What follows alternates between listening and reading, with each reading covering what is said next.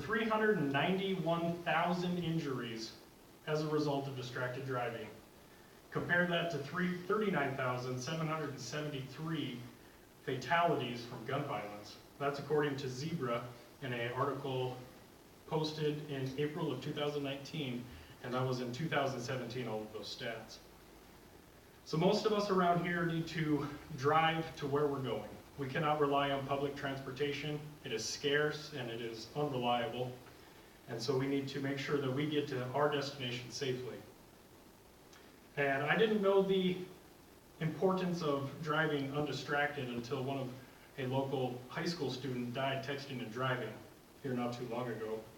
I wasn't aware of the problem, but now after reading all of these stats and statistics and things that we can do to prevent it, I have made a more conscious effort to prevent distracted driving while I'm behind the wheel. You should stop distracted driving. And today we are going to discuss what is distracted driving and how to prevent it. So earlier I had you write down switch tasking is a thief, and I had you write the numbers 1 through 21 underneath of it.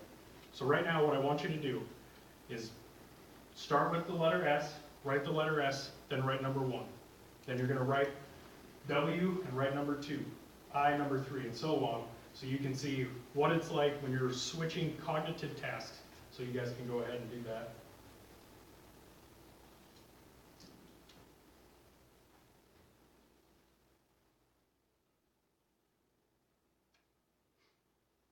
So when I did this for a class earlier this year, I noticed that when I was going from S and 1 and W to 2, that my penmanship lacked, and I was also very sloppy, and I lost my place. That is what David Crenshaw in his book titled The Myth of Multitasking has presented, and his book was published in 2008. So he basically goes on and says that when you have two cognitive tasks, your brain is not able to focus on both of those at the same time. You have to switch between each one of those, and that is where distracted driving plays into, because you are texting or reading a message on your phone, and then you are having to switch your attention from driving to the cognitive task of reading and responding.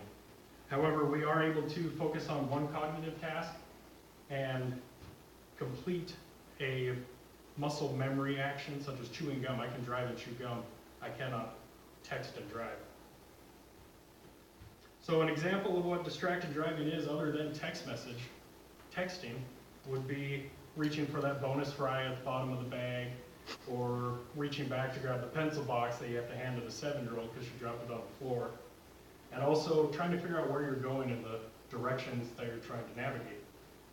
In the New England Journal of Medicine in 2014, it cited a study that was done by the Naturalistic Teenage Driving Study, and there they conducted research from June of 2006 through September of 2008. There, they included 42 new drivers who had their license less than 3 weeks at the beginning of the study, and 109 experienced drivers who had a experience level of 20 years or more. There they were able to show that, and within their study they actually set up several cameras within everybody's vehicle, close to 7.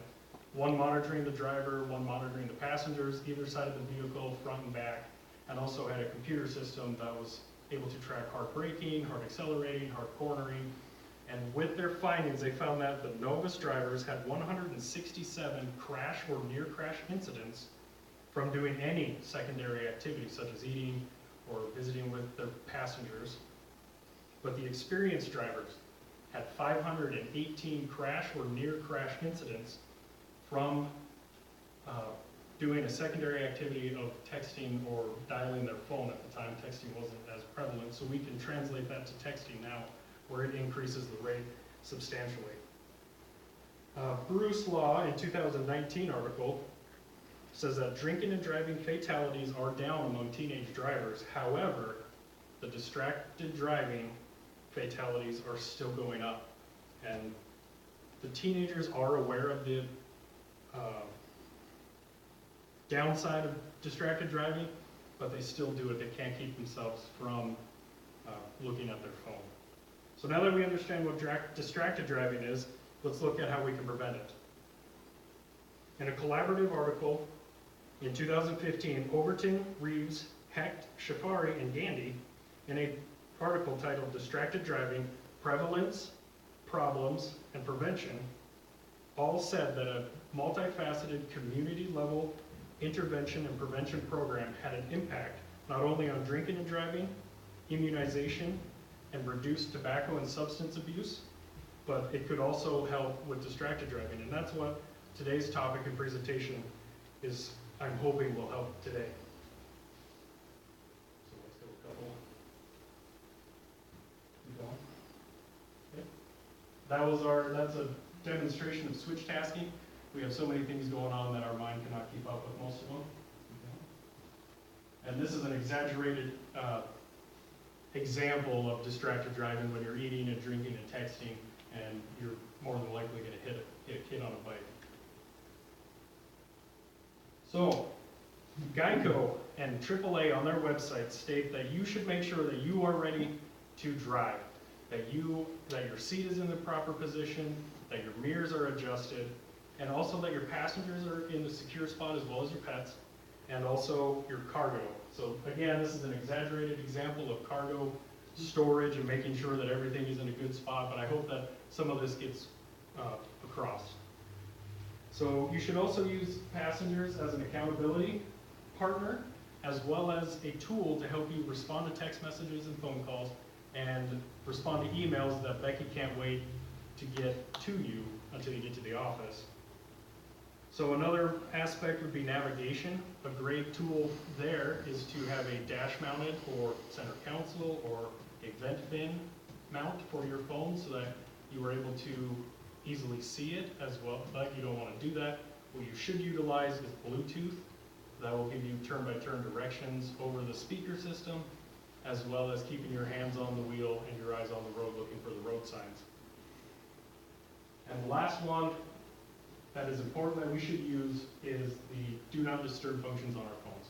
Apple has a great do not disturb system that you can use while you're driving. It'll pick up when you're going over 5 miles an hour, and it will shut your phone down. You will not receive text messages, phone calls, or any kind of notifications. I use that on my company phone that we have. And on Androids, you also have the do not disturb function, which I use on my personal phone while driving.